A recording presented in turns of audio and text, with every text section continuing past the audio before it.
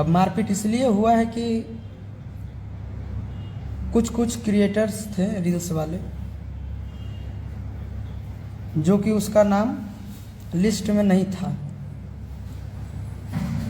तो जो मैनेजमेंट वाले थे उसका कहना था कि गेट लगा दिया जाए। जब हम गाड़ी से आए उतरे वहाँ पे, तो जितने भी प्यारे प्यारे भाई थे वहाँ सब बोल रहे थे कि हमको अंदर जाना है।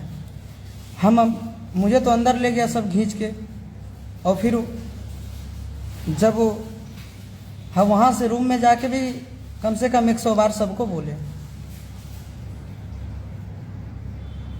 कि सबको अंदर बुला लीजिए, लेकिन कोई एक नहीं सुना। दुनिया भर सब कोई, जो भी भाई वहाँ आए थे, सबों को बुरा लगा। मार इतना हुआ कि किसी का सर फटा है, किसी का मुंह टूट गया है, ईंटा पत्थर हो गया पूरा जोर से। रील्स क्रिएटर को भी चोट लगा है।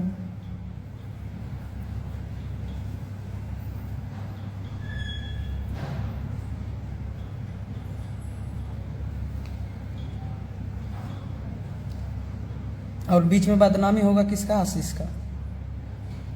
हम सबको 100 बार बोले कि देखिए बुरा लग जाएगा, सबको गेट खोल दीजिए, सबको अंदर आने दीजिए, क्या करेगा, ज़्यादा से ज़्यादा रील बनाएगा। लेकिन कोई नहीं सुना।